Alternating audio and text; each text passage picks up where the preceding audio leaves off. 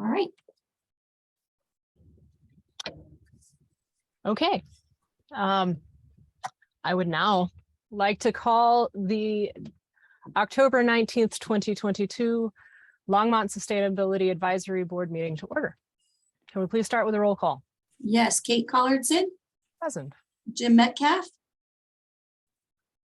Present. Mary Lynn, Present. Michelle Roth, Present.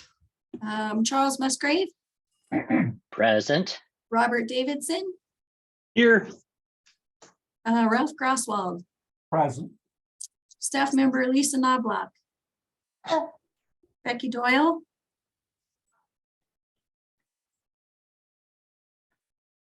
Present. Francie Jaffe, Here. and Heather McIntyre is here. Councilmember Martin. Here. And then we have a few public that are in the meeting with us, so I'll unmute their microphones when I have time to let themselves introduce themselves to us.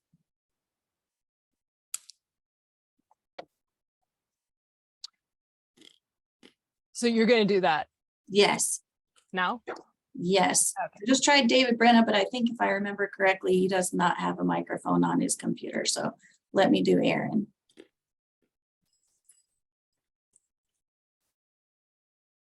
Hi, I'm Erin Riley. I'm a sustainability professional and I'm attending the meeting to observe the goings on. And I know Katie, so we were speaking about the council and she said that I would be probably well advised to attend. So thanks for having me. Thank you. One more coming in. Dave, do you have a microphone on you?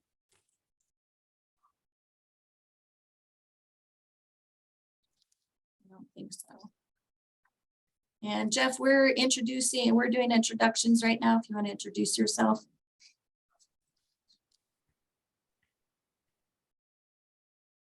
Hi there, my name is Jeff Jones. I'm just joining. Thank you. Thanks for being here, Jeff. Welcome. And we also have Eddie Gutierrez with us from Platte River Power Authority. Hi, everybody. Thank you for having me today. Excited to have you here, Eddie. Thanks.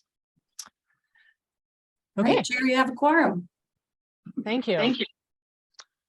So we'll move on to our land acknowledgement statement. We acknowledge that Longmont sits on the traditional territory of the Cheyenne, Arapaho, Ute, and other indigenous people. We honor the history and the living and spiritual connection that the first peoples have with this land. It is our commitment to face the injustices that have happened when the land was taken and to educate our communities, ourselves, and our children to ensure that these injustices do not happen again. Okay, the next item on the agenda is approval of the minutes from the last meeting. Does anyone have any changes or corrections that they would like to see? And if not, can I get a motion to approve them?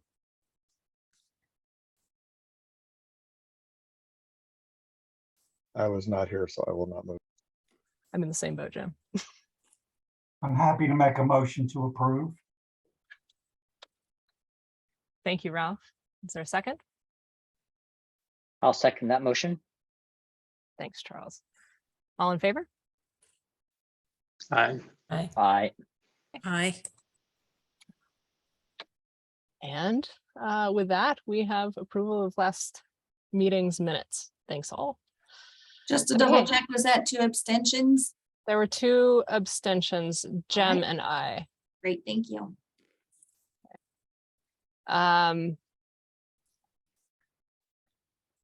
Okay. Are there any revisions to the agenda or any documents that need to be added? It's a question for the staff. Oh, okay, thank you. And we'll move on to general business. So reminder to the board to please hold your comments and questions until the end of the presentation. After our presenter has finished with the presentation. And with that, I will pass the floor over to Eddie Gutierrez from Platte River Power Authority. Welcome. Thanks for being here. Thank you. Yeah, thank you everybody for having me today. So everyone can hear me? Everything's fine? Let me share my screen and let me know if you could see it.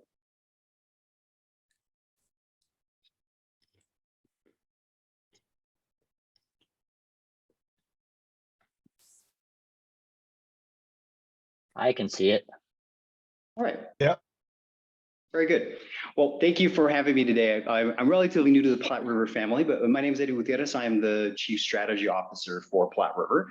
And we wanted to give an update to the advisory board on kind of our sustainability. And this is we met with the Longmont City Council a few months back. So this is probably a redacted, if not a condensed version. So we have plenty of time to ask for questions. But for folks that are new, perhaps to Platte River's kind of baseline, 49 years ago, we began community owned by, the cities of Estes Park, Fort Collins, Loveland, and Longmont to come together around our generation and our core pillars around sustainability, our financial responsibility, and certainly in terms of our environmental responsibility as a whole. And I wanted to show this because we show this uniquely to each of the cities that is community owned by, including Longmont, is the percentage of energy that goes to our communities. And you see the percentage of, and while each of the 3 cities in the township have ownership equally, you can see kind of the distribution of the energy given to the city of Longmont or to city residents. As I'm getting more acclimated and getting out in the community, last week I was in a Rotary group, and the number one question folks asked us is, where does your energy come from? And on the left side of the graph, you see kind of the percentage of where it stands now in terms of your generation from a 22 budget perspective. The bulk of the energy, more than 50%, comes from coal generation out in Rawhide, 24%, just under 25% at wind, and the remainder between dispatchable resources, other purchases, purchase power, and as you see, the small percentage of solar. But as we look towards our energy transition, you will see kind of a significant shift to transition from our coal generation to more renewable resources. And on the right-hand side, you see our projections as we stand now. We have a pretty aggressive platform. Accelerating our generation and our transition would get us a little over 88% more take in terms of our commitment to be 100% non-carbon. And you see the distribution as you see increases in solar generation. And a lot of this is largely purchase power agreements and procured at kind of the utility scale. Right? We do have what I would consider kind of our roadmap of how Platte River and our owner communities think about our resource portfolio. And we had a policy that was adopted back in 2018 to work towards this 100% non-carbon goal. And on the right-hand side, you see kind of the achievements of where we are. Clearly, we still have a lot more to go in terms of identifying the technologies and the integration to our systems, identifying kind of the technologies of the day and shoring up our reliability as we move forward. We had a refresh of our integrated resource plan this year, which showed kind of the impacts that you saw on the prior graphs. We will have a full IRP process into 2024. And I beat myself to the slide. So folks that don't know, an IRP or an integrated resource plan is really kind of a roadmap to prepare for future generation as we adhere both to the policy, as we strive for 100% non-carbon resources, and then again, the 3 pillars of the organization. I like showing this graph because this shows kind of a differentiation of our resource planning from what we see as our refresh from 2022, and then the cumulative increase as we go through the years. And the big story here is that as you add more acceleration of large scale or utility scale wind, large and storage projects, more or less at the 90% carbon reduction as it stands now from our current resource planning. The state requirements for a lot of the utilities across our state is at 80%. We will be above that.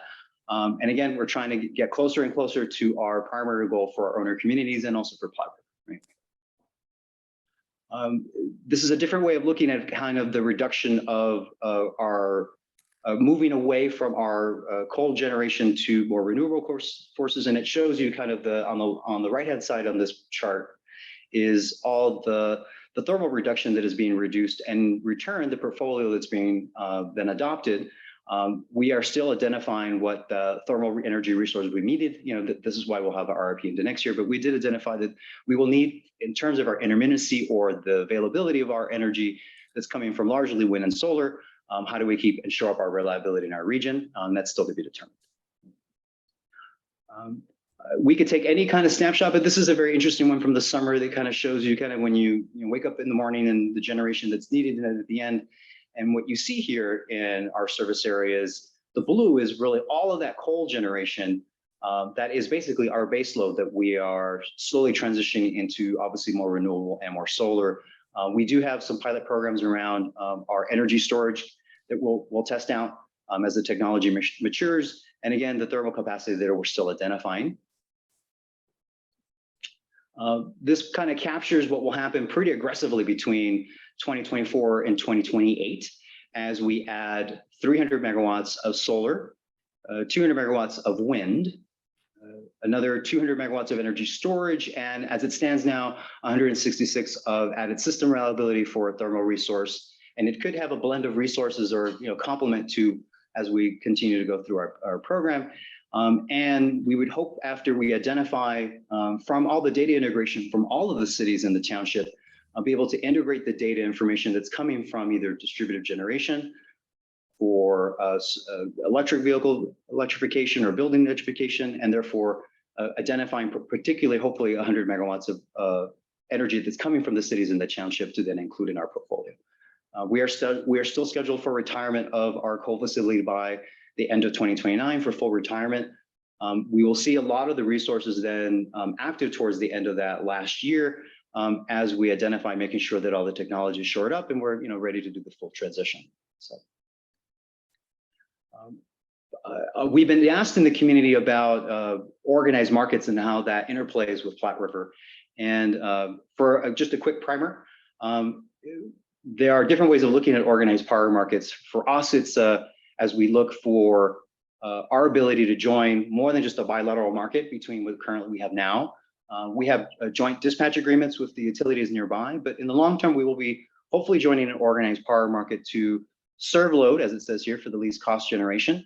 And the idea is that we can better utilize and strengthen numbers, right, in terms of our transmission and transmission resources that may be needed or whatnot, but it helps with shoring up our reliability as we move forward and being able to then be in that market as a regional utility that, again, shores up what we need most in terms of our obligation and commitment to meet energy in our region. And then if there's any excess, being able to go in the market and then capture that. A couple of folks at Platte River will speak more of this in the community because it's still relatively new in terms of what we'll define as a virtual power plant, but basically it means integration of data, right? Whether it be building electrification, whether it be electric vehicles, distributed generation or residential solar or demand response, or how we then identify the information and data so we can price signal back to our owner communities and therefore to the customers that we serve about, when is there a price signal? For example, if one day you're plugging your electric vehicle and there is a reduction, how do we signal to customers and to the cities that this would be a great time to plug your vehicle? At the same time, understanding how to use both the distributed world of residential solar and then at the scale that we may be procuring at the large scale, right? So still to be determined. I think there's a lot of work here behind the scenes, and complexity is a lot to say there's a lot behind this. And so I think it's going to take some time to kind of unpack this in our community. This is a very busy slide, but just to show you kind of the amount of work and complexity that we're going to have to work through in the next series of years in terms of our integration, in terms of all the operations and the technology that has to go behind the scenes to implement this. And then on the right-hand side is the transition, right? If you ask kind of someone that just kind of turns the light switch on and just assumes that electricity will be there, you presume kind of the traditional model where there's generation, then it's procured and then stepped into a transmission line, then a distribution level to your home. And I think in this transition model, you'll see kind of three buckets, right? You'll see the physical assets that we will be procuring or that we have on the system, the markets that we'll be joining and able to kind of leverage power, and then the distribution power that will come from each of the owner communities. And within those three buckets is how we would hope to both meet our obligation, our responsibility to meet the needs of our community and in our surrounding area. Right? I'll end with this slide, and I certainly will take some questions. This is another version of explaining kind of the reductions of our aggressive goals. You might see that, the beginning of next year, you see kind of the distribution or the allocation of hydropower that is reduced, and that's, obviously we've seen this throughout the state, but our hydro allocation is increasingly decreasing. But at the same time, because we are aggressively accelerating our portfolio, you see kind of the breakout years, which is in blue. You see the impact of our renewable integration, and as we head towards 2030, you see a massive reduction in terms of our carbon reduction that Platte River is producing.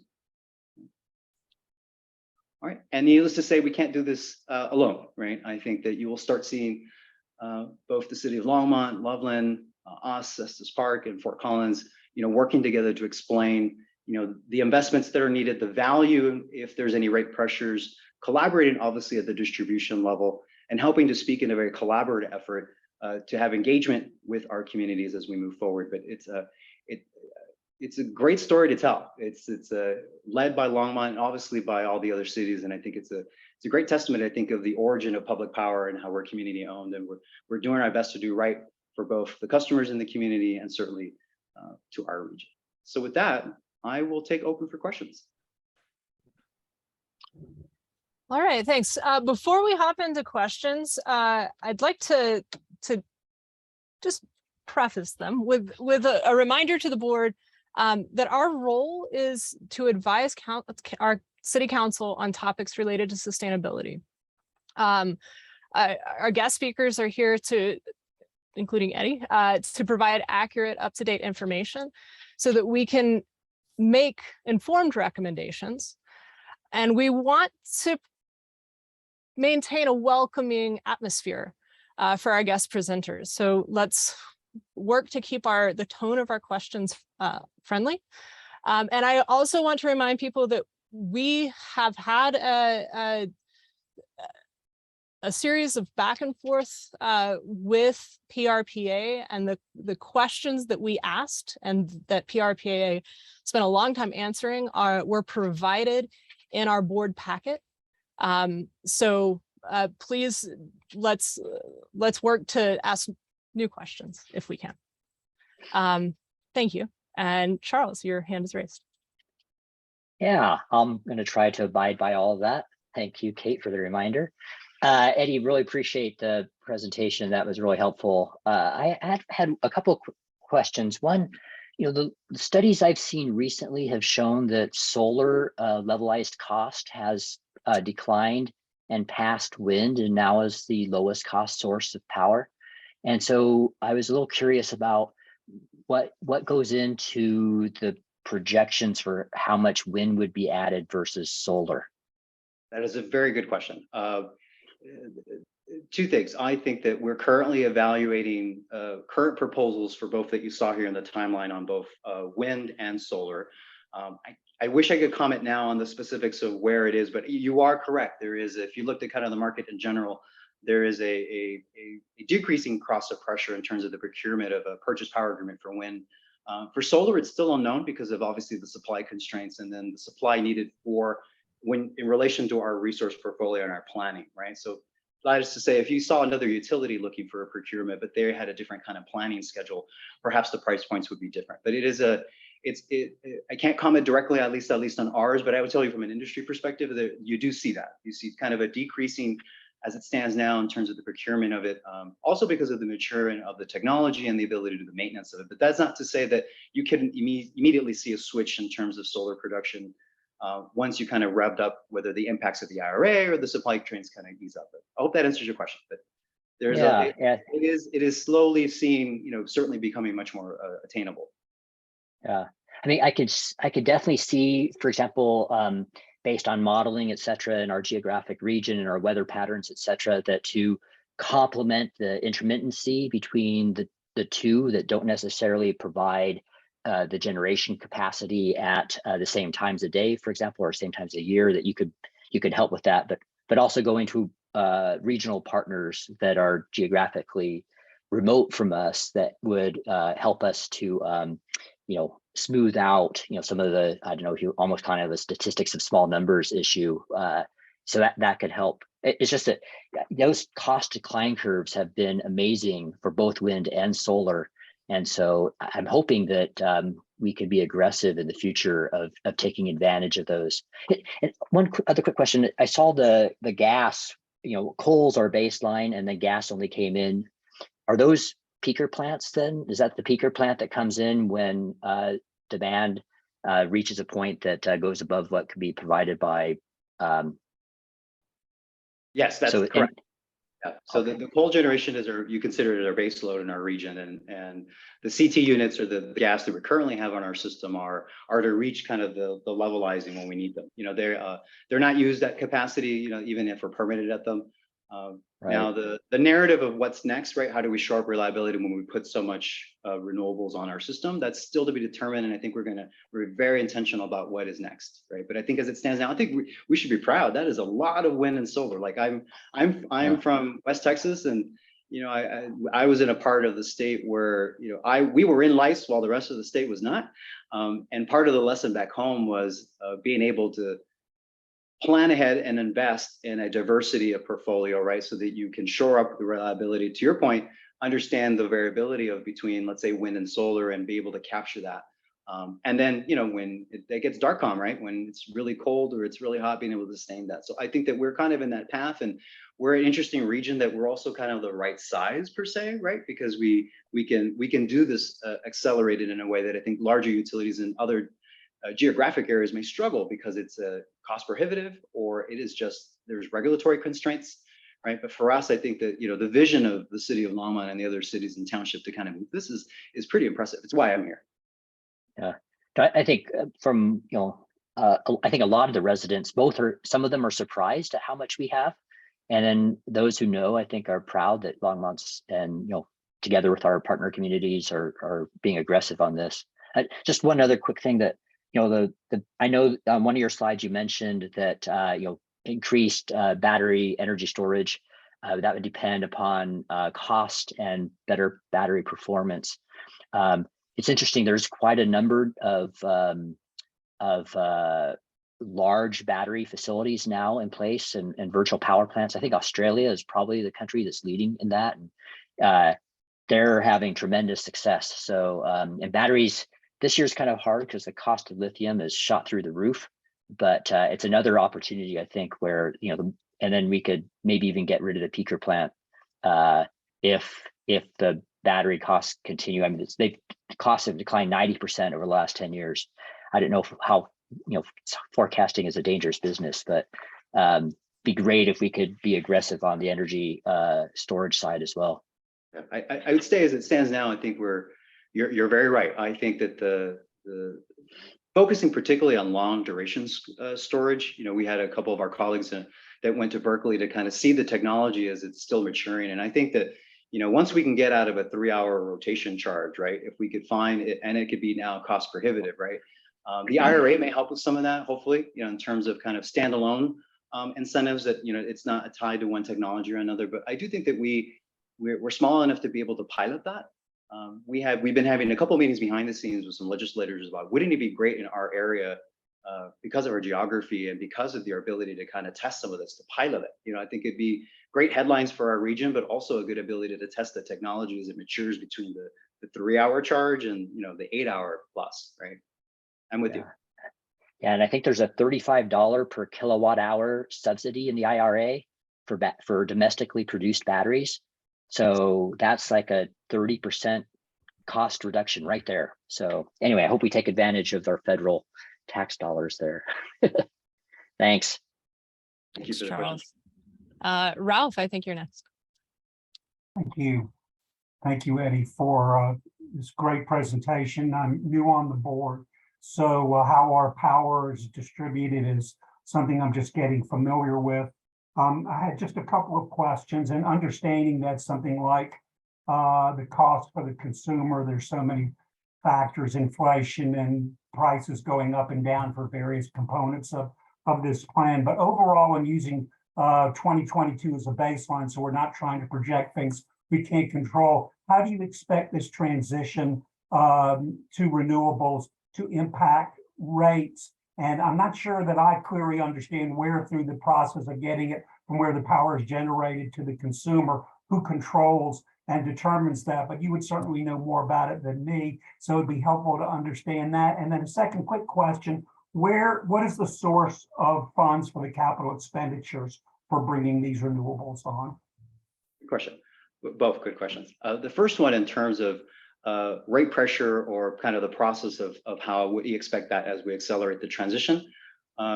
If for each of the cities, there is what's called the cost of service, right? So once the wholesale provider, determines kind of the impact, how it then translates to each city kind of varies.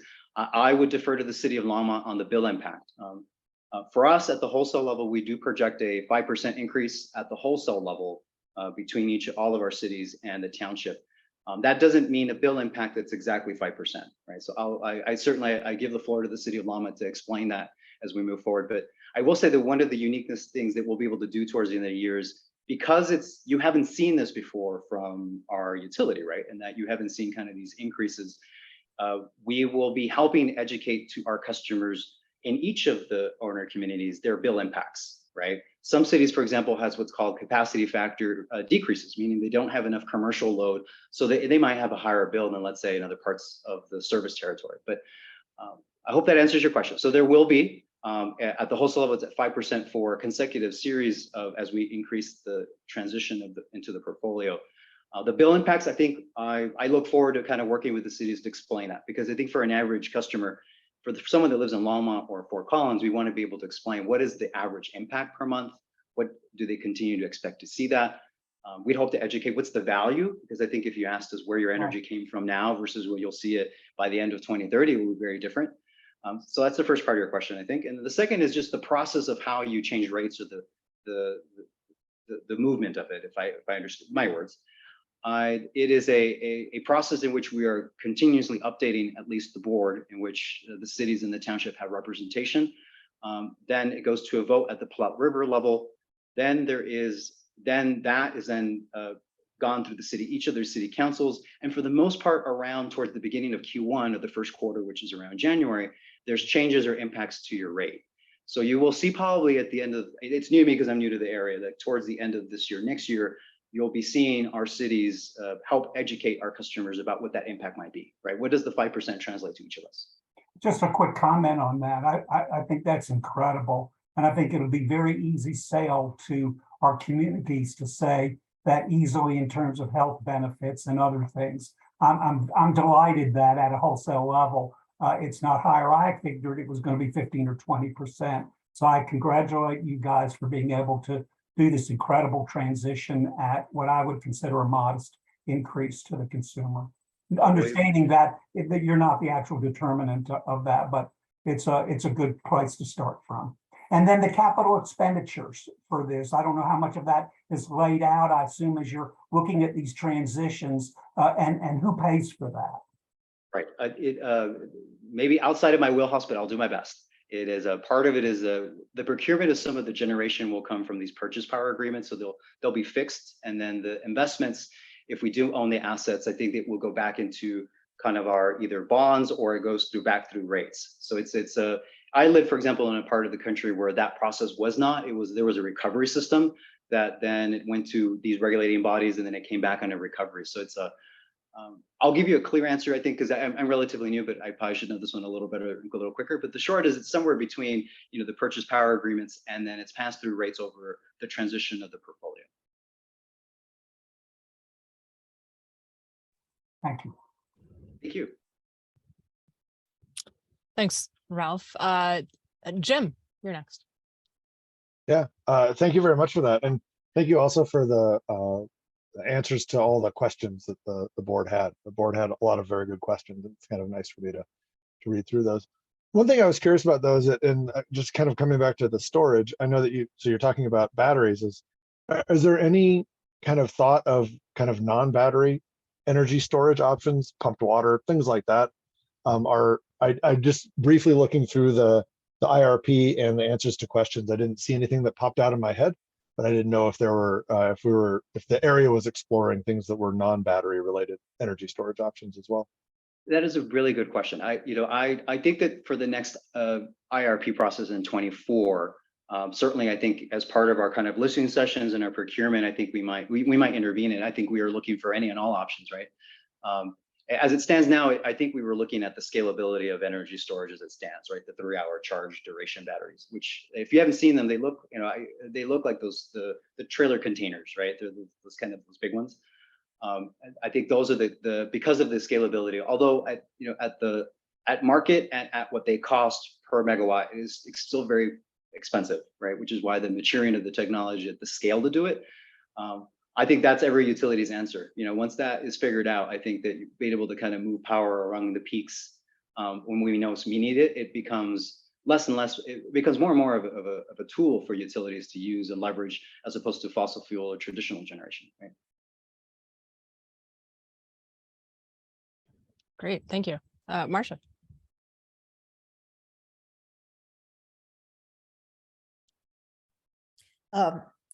Thank you, Kate. I just kind of wanted to expand on Jim's question. He asked the one I was meaning to ask, but I think Eddie may have answered a slightly different question.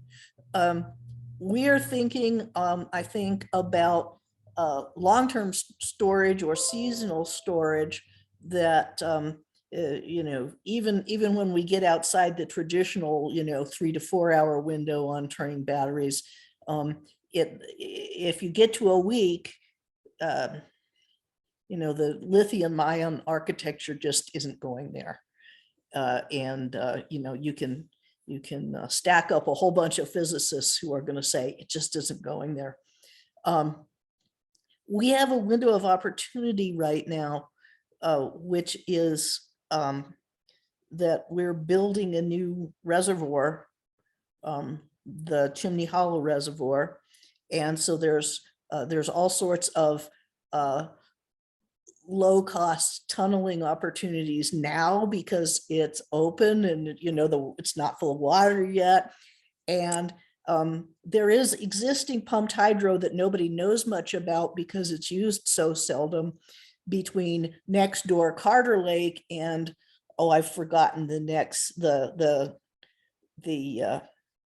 name of the lake that's physically above it, 1,000 feet or so above it. But there is one, and there's already pumped hydro.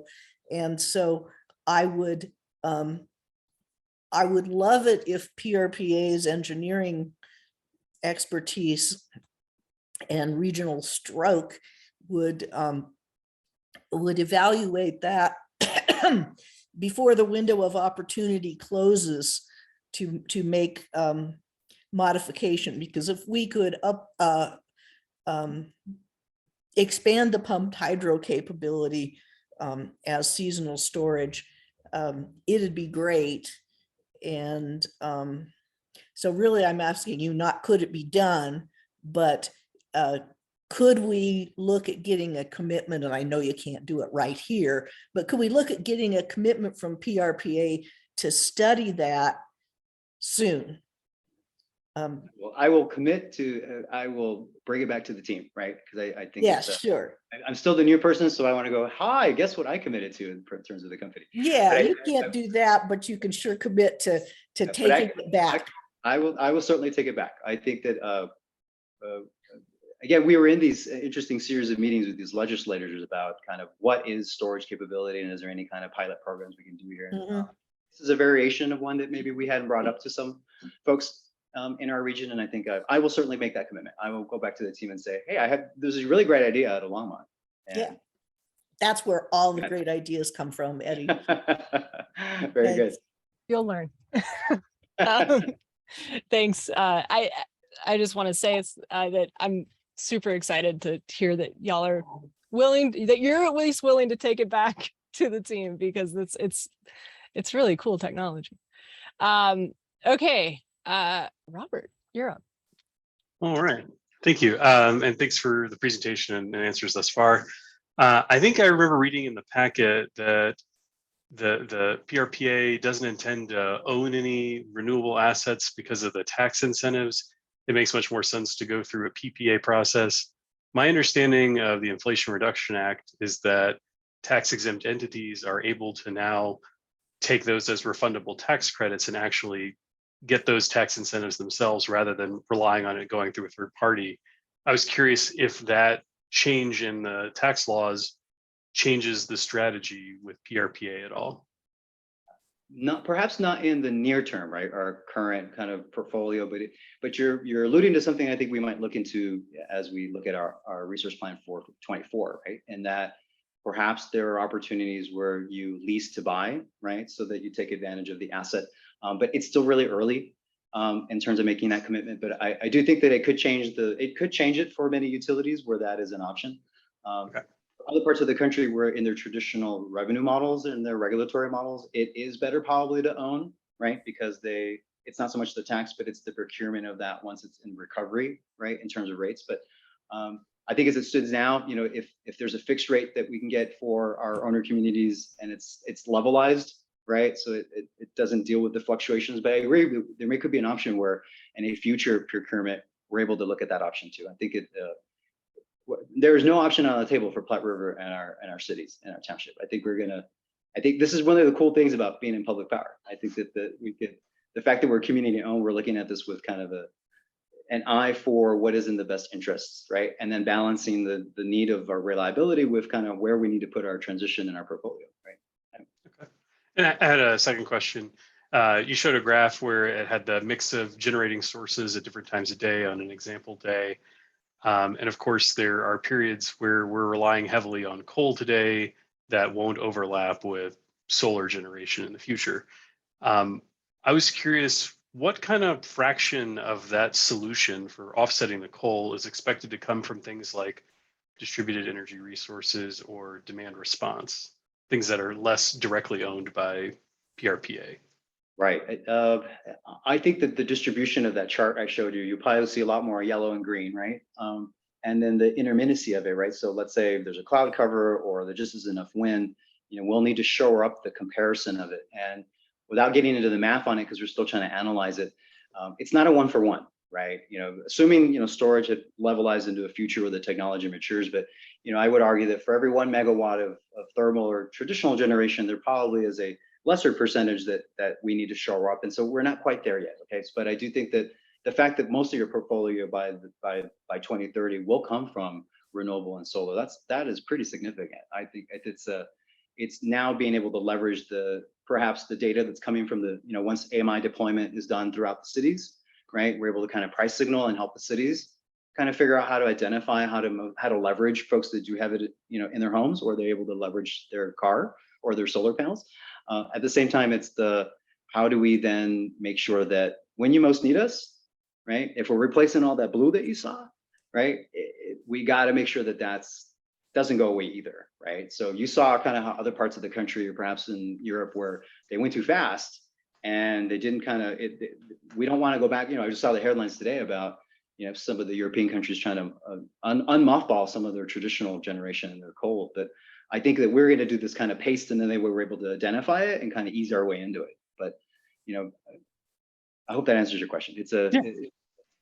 You'll see the distribution go more into the renewables, but we'll need kind of where you saw kind of the peakers, the CT units that currently are only used kind of when you most need it. You might need more of what that thermal capacity will look like, and that we're still not sure yet, right? Okay, thank you. Fantastic. Well, Eddie, really appreciate your time today. I'm not seeing anybody else's hands. And so I want to say thanks for that great presentation. Really appreciate your time answering all of our questions. And yeah, appreciate all that you do to push us down this path. Well, I appreciate everyone's time. You might see more of me out in the community with, you know, more friends from our cities, that, you know, from our friends at Longmont, you know, trying to explain kind of what happens when your bill goes up. So, you know, at least, you know, we're doing it together, right? And we're doing it in a way that we're showing you the value over time. And, you know, I am no stranger to tough conversations. Okay. So I think that one of the new things about having me around is that, you know, I think you have kind of an amplifier and a voice to kind of help kind of create that consensus and that convening of ideas. And I think that Platte River is a byproduct of our community, and I'm very happy to be here. So thank you for having me. Thanks so much. Great. Okay. I would now like to open it up for the public invited to be heard. We have, it's my understanding we have one person who would like to speak. Yes. When it is time to speak, you will be unmuted. Please state your name and address for the record. And you have 3 minutes for comments. I will time you, and please do stop speaking when the timer goes off. We have Jeff Jones who would like to share comments with us today.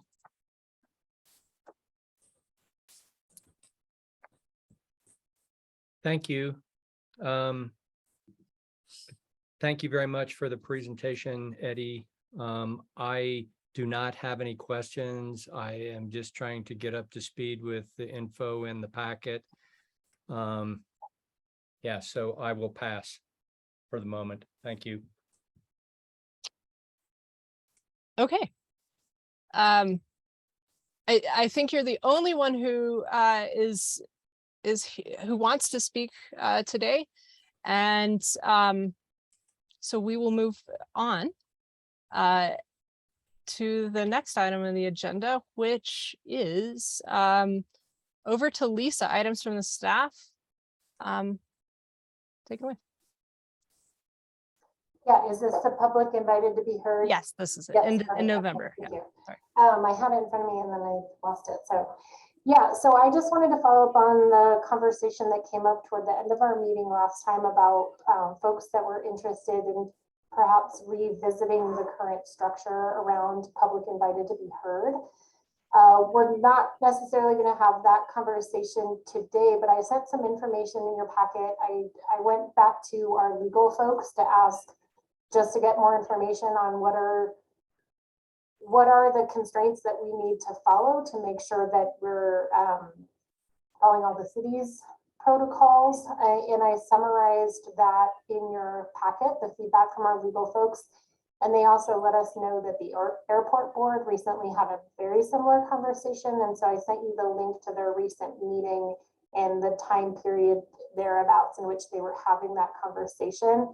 So I put this on the agenda for our November meeting to have more of a discussion about it. What I wanted to ask you all today is, based on the information that was sent in your packet, and if you all had a chance to view that video link, are there additional questions that you have, just so I can try to figure out whether or not we need to have somebody from legal at that meeting in November? Or, you know, I'm happy to just facilitate a conversation based on the information we have. I just don't want to be in a situation where you all are asking questions that I can't answer, and then it prolongs the discussion because then I have to go back and get more information. So I just wanted to see if you all had thought about or anticipated any additional questions based on the information that was sent in the packet.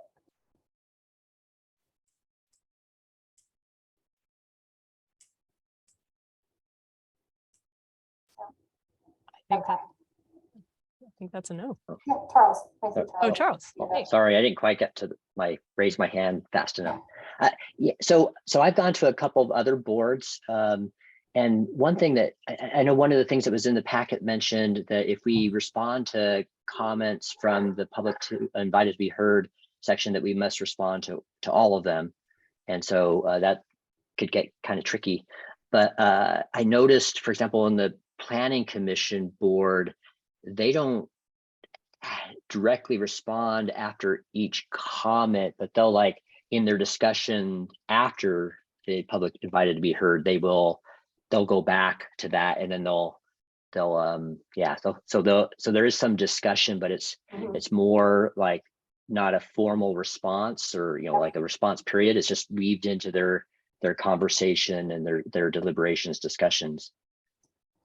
Yeah, and I think that was one of the options on the summary that I had put in there of kind of what legal, and I think where the airport board is, it sounds like heading is around, rather than, yes, having to respond to every commenter. And then there's still some legal questions of, does every board member get to respond? Does the chair get to respond? Like there's some gray area that it sounds like there's not a lot of clarity around that. But from an equity standpoint, I think they are pretty clear that you would then need to respond to all of the commenters, not just one. But that you as a board can create a discussion period after public invited to be heard, where if there's a particular topic or comment that the board wants to discuss, you all can do that. What that doesn't allow for is conversation really with the public. So that's just a point of consideration for that. But yes, I think there's a couple of boards that go about it that way. Then that way, if there is a topic that the board's really interested in, you all can discuss it further. You can request, you know, a deeper dive on a future meeting agenda, that kind of stuff. Right. Thank you.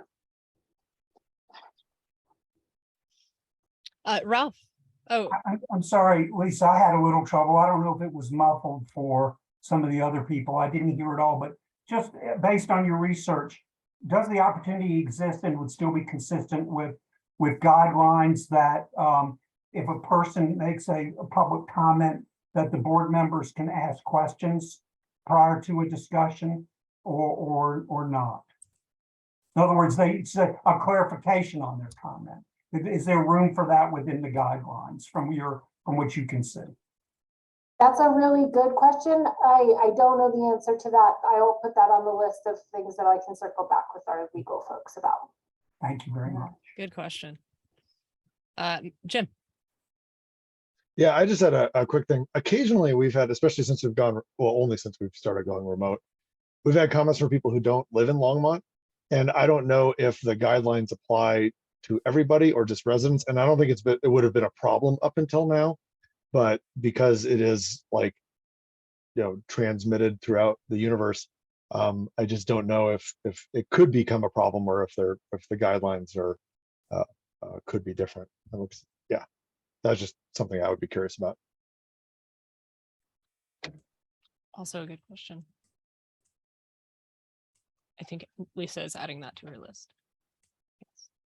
Yeah, maybe we even could, I don't know if we could ask council about, maybe if we do have any kind of commenting, et cetera, that we include a disclaimer that Kate would very eloquently read for us that would say that the board does not speak on behalf of the city. Oh, yeah. Yeah, that was definitely a very important point that legal brought up, is that, depending on how you all do this, it could put you in some murky territory that puts you in that side of things that could be viewed as speaking for the city. And we want to make sure that we keep those lines really clear. Definitely. Yeah. Great. Other thoughts on that topic? Okay. Okay, well, did you all have a chance to see that video link by chance? Yes or no? I got a little bit into it, but not enough. So I started to look at it and I'm not sure I had the right timestamp. I was struggling to find the conversation on it. And so I jumped around and couldn't find it. It was a long meeting. It was a long meeting. Yeah, the legal folks told me at somewhere around 1 hour and 25 minutes, I had to backtrack it a little bit. So I tried to give you all, like, there was a little bit of circular conversation. So I tried to give you all a little bit of a buffer. If I didn't give you the right timestamp, I am sorry. It is at least an hour into the conversation. So yeah, well, so Jim started the airport board. Started at the beginning. Jim started at 1 minute and 10 seconds, so I see my problem. I apologize. Yes. No, that was me being weird. No, I think that was maybe on me. So if you all do get a chance, it is very similar to the conversation that you all had, and the legal context I found was really helpful. So please have a look at that if you can before the next meeting. If you think of questions in the meantime, it sounds like from what I'm hearing, I don't think we'll need legal folks at the next meeting. But please, if you have additional questions, shoot them my way. I'll follow up on these couple questions that came up today. And then if they're available, maybe I could just have them sit in, but they're busy folks too. So I want to be mindful of their time. Of course. Well, thanks. Thanks for doing that, Lisa. Appreciate the research there. Okay. Well, moving on, are there any items from the board that we don't have here? Or from council? There's nothing listed. Because Marcia is not, oh, there she goes. Hi, I'm just wondering, and I didn't get all the way through the packet, I'm sorry. How are you planning to address, do you have seats open for the next, to appoint, or for this December? Are there board seats in December? Board seats, thank you very much. A little aphasia here. How are you planning on doing that, or do you have any seats open to deal with it? Our board got filled in June, so we're full. You're full. Mhm. Oh, yay. Okay. So that means that I'm having to recuse myself from some of my liaison roles in meetings, but not this one. Not this one. Okay, great. Thanks. Sticking around. Thanks, Marcia. Okay. Yes, Lisa. Sorry, I felt like I needed to put my hand all the way in front. I don't know why I did that. I did just want to let folks know as a follow-up that the city council did approve the building electrification plan, and there was some good conversation and comments on that if folks want to watch that meeting from the 11th. But I just wanted to circle back with folks so you all knew that the next part of that is looking at implementation, and there were some comments for council on digging deeper into some of the recommendations of doing some additional work on those. So pieces of that, I'm sure, will be continuously coming back to this board, but just wanted to let you all know. Great, thanks for that update. Okay, then the last item on the agenda is just for me to call attention to the informational items that were included in the packet.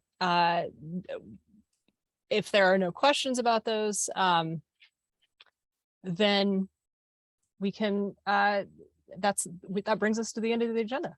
So with that, as my dog moves behind me, is there a motion to adjourn? I will move to adjourn. 1 second. Second that. All right, all in favor? Aye. Aye. Aye. All right. Thanks everyone for your time. Appreciate everybody's participation today. Thanks to the guests for being here. And we'll see you next month. Thank you, guys. Thank you. Take care. Thanks, everyone. Enjoy the fall. Bye. Bye-bye. Bye.